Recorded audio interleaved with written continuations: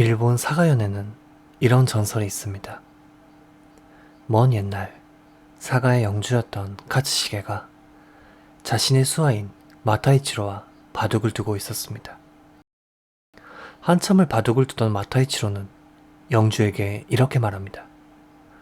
영지를 취하는 건 능숙하지만 바둑은 아직 머셨군요. 분노한 영주는 그 자리에서 칼을 뽑아 마타이치로를 베었습니다. 잘린 마타이치로의 목은 그가 아끼던 고마라는 고양이가 물고 집으로 돌아왔는데요. 이를 본 마타이치로의 어머니는 너무도 슬픈 나머지 자해를 했다고 합니다. 주인의 죽음과 가족이 고통받는 모습을 본 고양이는 원한을 품었고 결국 요괴가 되어 불행을 불러오게 됩니다. 영주 카츠시게는 병으로 앓아눕게 되었고 그의 아이는 이유도 없이 급사했으며 아내와 다른 신하들은 15m가량의 거대한 고양이 요괴에게 목을 물려 죽었다는 내용입니다. 이번 사건은 이러한 검은 고양이 전설이 있는 사가현에서 발생한 사건입니다. 2000년 3월 21일 밤 2시 사가현 사가시의 소방서에 한 통의 전화가 걸려옵니다. 엄마가 피를 흘리고 쓰러져 있어요. 고양이에게 물린 것 같아요. 추적해보니 이는 나베시마 지역의 침술 치료인이었던 T씨의 딸의 전화였는데요.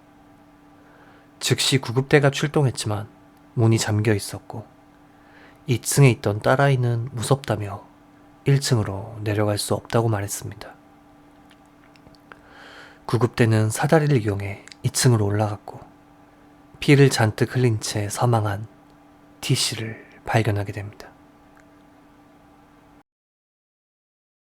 T씨가 살해당한 방은 흐트러진 흔적이 없었고 흉기도 발견되지 않았습니다.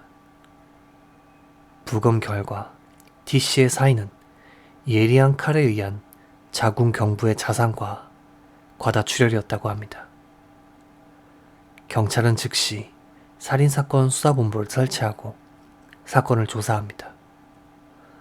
먼저 유일한 목격자였던 9살짜리 딸에게 경찰은 몇 번이고 자세한 상황을 묻습니다.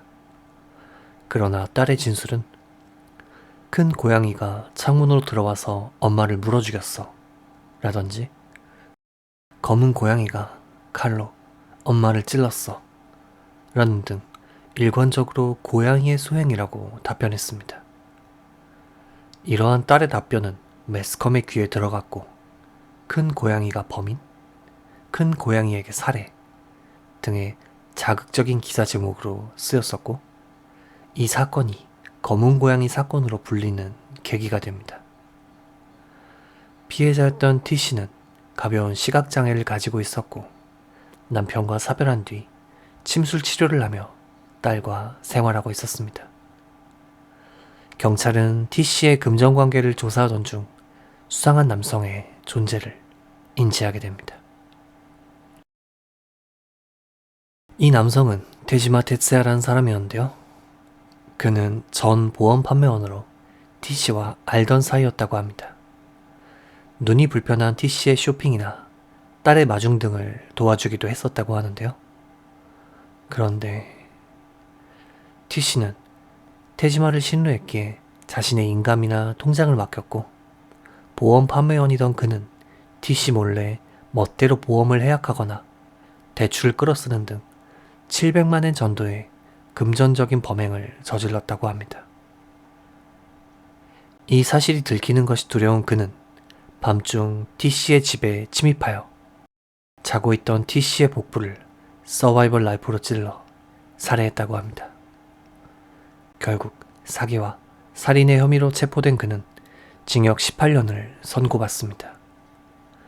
2022년인 지금 그는 출소한 뒤 이름을 바꾸고 살고 있는 것으로 전해집니다.